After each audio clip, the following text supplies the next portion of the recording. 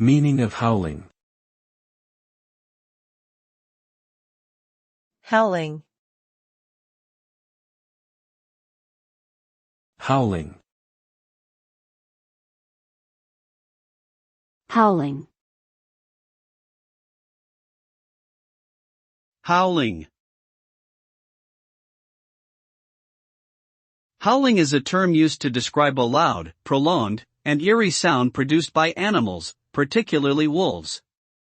It is a vocalization that is often heard during the nighttime, typically as a form of communication with other members of their pack. The sound can be haunting and mysterious. It can also be used to express emotions such as loneliness or as a warning signal to alert others of potential danger. In short, howling is a distinctive and fascinating aspect of animal behavior that has inspired folklore, poetry, and storytelling throughout human history.